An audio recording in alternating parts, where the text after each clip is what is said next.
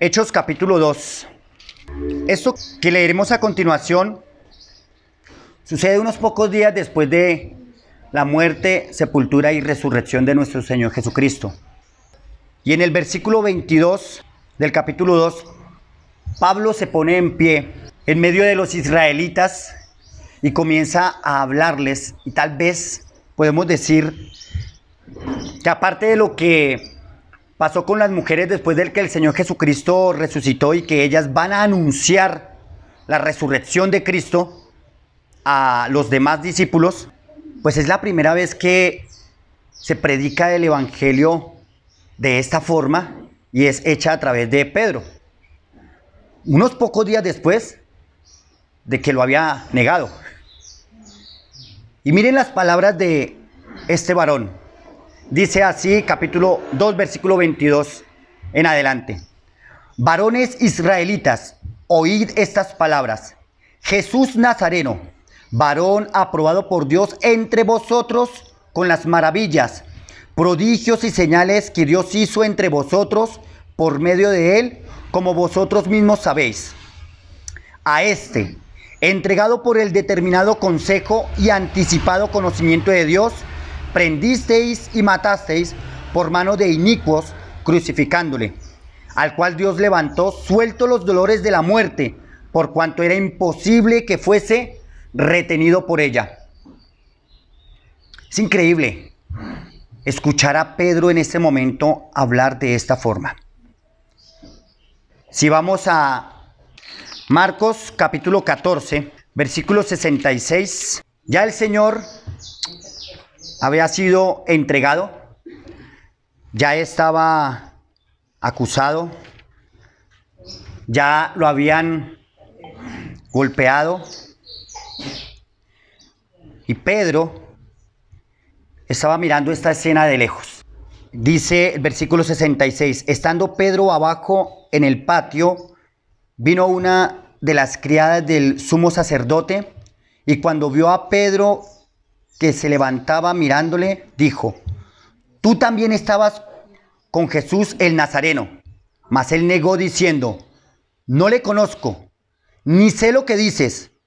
Y salió a la entrada y cantó el gallo. Versículo 69, perdón. Y la criada, viéndole otra vez, comenzó a decir a los que estaban allí, este es de ellos. Pero él negó otra vez. Y poco después los que estaban allí dijeron otra vez a Pedro, verdaderamente tú eres de ellos, porque eres de Galileo, y tu manera de hablar es semejante a la de ellos. Entonces él comenzó a maldecir y a jurar, no conozco a este hombre de quien habláis. Y el gallo cantó la segunda vez. Entonces Pedro se acordó de las palabras que Jesús le había dicho, antes que el gallo cante 2 veces, me negarás 3 veces. Y pensando en esto, lloraba. Y lloraba amargamente. Este Pedro es el que acabó de pronunciar estas palabras. Y fue hace poquito. Hace unos pocos días. Estamos hablando de la fiesta del Pentecostés. 50 días después de estos acontecimientos. Cualquiera diría, en términos religiosos y cosas que suceden en nuestros días, es que era un hipócrita. ¿Cómo es que antes estaba negando y ahorita estás testificando? Pero esa es la obra del Espíritu Santo en la vida de una persona. Es por esa razón que nosotros hoy podemos abrir la palabra de Dios y hablar de Cristo, porque no es de nosotros. Porque nosotros hay muchísimas falencias. Las vivimos día a día. Actuamos mal. Pero es la obra del Espíritu Santo en nosotros que nos permite que podamos testificar de Cristo de la manera que lo hacemos. O sea, no hay gloria para nosotros de ninguna forma. No es para nosotros, es para el Señor Jesucristo. Es para Dios, el Todopoderoso. Pero nosotros encontramos entonces allí en Hechos, volvamos por favor a Hechos. Y allí en Hechos del capítulo 2, versículos 22 al 36, Pablo se levanta en medio de los israelitas y les dice a ellos que lo que estaba pasando era obra del Espíritu Santo. Que no es que ellos estuvieran ebrios. Yo creo que hemos leído Hechos y nos damos cuenta qué fue lo que sucedió allí atrás. Cómo el Espíritu Santo vino, ¿cierto? Y se posó sobre los que estaban allí reunidos y repartió lenguas entre todos los que estaban allí reunidos y comenzaron a hablar las maravillas de Dios, cada uno en el idioma de los que estaban allí presentes. Y ellos les entendían. Pero algunos dijeron que lo que estaba pasando era que ellos estaban borrachos. Pues no los podían entender. Entonces Pedro les aclara y les dice qué es lo que está pasando allí. Pero definitivamente es obra del Espíritu Santo en la vida de este varón, que es lo mismo que ha sucedido en nuestras vidas. Entonces allí encontramos en el versículo 22 y hasta el 24, encontramos la vida, muerte y resurrección de nuestro Señor Jesucristo. Varones israelitas, oíd estas palabras: Jesús Nazareno, varón aprobado por Dios entre vosotros, con las maravillas, prodigios y señales que Dios hizo entre vosotros por medio de él. La vida de nuestro Señor Jesucristo fue vista por aquellos hombres y ellos no podían negar lo que habían visto de Cristo. Su vida intachable, sus obras maravillosas, sus milagros poderosos, no los podían negar, porque Él estuvo entre ellos. Versículo 23. A este, entregado por el determinado consejo y anticipado conocimiento de Dios, prendisteis y matasteis por mano de inicuos, crucificándole. La muerte de nuestro Señor Jesucristo también fue real para ellos. No fue un mito. Y Pedro se levanta y les dice: a ese que ustedes crucificaron, no es que a Dios se le salió de las manos y ustedes lo tomaron por sorpresa. Fue por el anticipado conocimiento de Dios. Dios ya había determinado esto en la eternidad. Pero vosotros prendisteis y matasteis por medio de inicuos. Y les dice, ni siquiera ustedes lo pudieron hacer ustedes mismos. Lo hicieron a través de los romanos. Versículo 24 entonces dice: al cual Dios levantó, suelto los dolores de la muerte, por cuanto era imposible que fuese retenido por ella. La palabra de Dios dice que está determinado para los hombres que mueran una sola vez y después de eso el juicio. Y está hablando de los hombres que iban a morir por causa del pecado. Y que el poder que la muerte iba a tener sobre ellos era la misma ley. Y que juicio iba a haber para el hombre que muriera y no iba a poder resucitar. Pero dice aquí que a nuestro Señor Jesucristo era imposible que la muerte lo retuviera, porque en él no había pecado. ¿Con qué argumentos jurídicos la muerte iba a poder retener a Cristo si Cristo no había pecado? Era imposible. Imposible que Cristo fuera retenido por la muerte. Y este tema judicial, Pedro lo presenta ante estos israelitas. Y les dice, no era posible que el que no conoció pecado, que fue hecho pecado por nosotros, para que gustase la muerte, y que muriera por nosotros. No por él, sino por nosotros. Era imposible que él quedase en la tumba.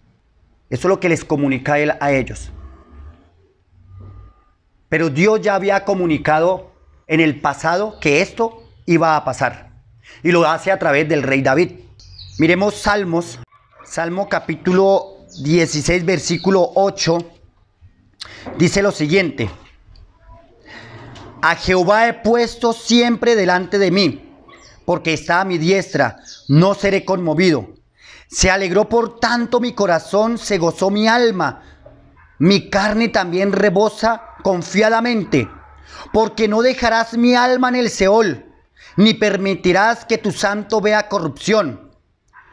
Me mostrarás la senda de la vida, en tu presencia hay plenitud de gozo, delicias a tu diestra para siempre. En los salmos que estos israelitas cantaban, estaba testificado este momento de que Él iba a resucitar. Versículo 25 entonces dice, porque David dice de Él, veía al Señor siempre delante de mí, porque está a mi diestra, no seré conmovido. Por lo cual mi corazón se alegró y se gozó mi lengua, y aún mi carne descansará en esperanza. Porque no dejarás mi alma en el Hades, ni permitirás que tu santo vea corrupción. Me hiciste conocer los caminos de la vida, me llenarás de gozo con tu presencia.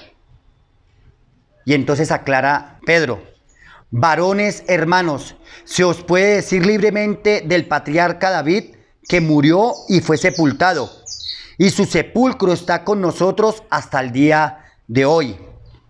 Pero siendo profeta, y sabiendo que con juramento Dios le había jurado que su descendencia en cuanto a la carne levantaría al Cristo para que se sentase en su trono, viéndolo antes, habló de la resurrección de Cristo, que su alma no fue dejada en el Hades, ni su carne vio corrupción. No estaba hablando de él, les dice Pedro a los israelitas. Estaba hablando en profecía del Cristo, que había de resucitar. Y nosotros entonces encontramos en las palabras de Pedro la vida del Señor Jesucristo respaldada. Encontramos la muerte del Señor Jesucristo determinada por Dios. Y encontramos allí también una resurrección inevitable. Y es lo que Pedro se levanta a predicarle allí a estos hombres. El Evangelio. Y él en el Evangelio les dice, Cristo estuvo entre ustedes. Y cuando nosotros predicamos el Evangelio a otras personas, nosotros le predicamos a las personas, Cristo está entre nosotros. Está entre ustedes. Y llenó esto de tanto terror a estos varones, que más adelante muchos de ellos dijeron, ¿qué haremos para ser salvos? Cuando nosotros participamos del pan y del vino, anunciamos el Evangelio para los creyentes. Y anunciamos el Evangelio para los no creyentes. Y hay una diferencia muy grande. Y es que para los no creyentes el Evangelio es anunciado para decirles, Cristo está entre ustedes. Pero cuando pensamos en el Evangelio para nosotros, pensamos en que Cristo está en nosotros. Cristo en nosotros, dice Pablo, la esperanza de gloria. Hoy como creyentes podemos decir Cristo en nosotros. Y para reflexionar, cada uno de nosotros debe pensar, ¿Cristo está en mí o está entre nosotros? Si Cristo está entre usted, a un ladito, sí, claro, yo sé que Cristo vino, la historia lo dice, pero no es Cristo en su vida. La invitación es a que comprenda las palabras de Pablo a lo que él les contestó a aquellos varones: arrepentíos y convertidos al Señor. Porque el llamado del Evangelio es al arrepentimiento. Y el llamado a nosotros es a hacer memoria. Y hay una gran diferencia entre tener que arrepentirme y tener que hacer memoria. Hacemos memoria porque hemos sido perdonados. Y si no has sido perdonado, el llamado es a arrepentirte. Porque este varón perfecto, que fue determinado por el consejo de Dios antes de los siglos, murió. Y es de lo que hacemos memoria hoy. Cristo Jesús murió en la cruz del Calvario, fue sepultado y resucitó al tercer día. Por eso nosotros como creyentes podemos decir, Cristo en nosotros, la esperanza de gloria. Del versículo 33 al 36 hay una conclusión abrumadora. Dice así: así que, exaltado por la diestra de Dios y habiendo recibido del Padre la promesa del Espíritu Santo, ha derramado esto que vosotros veis y oís. Porque David no subió a los cielos, pero él mismo dice, dijo el Señor a mi Señor, siéntate a mi diestra, hasta que ponga a tus enemigos por estrado de tus pies. Sepa, pues, ciertísimamente toda la casa de Israel, que a este Jesús, a quien vosotros crucificasteis, Dios le ha hecho Señor y Cristo. Que el Señor Jesucristo sea la esperanza de gloria para su vida.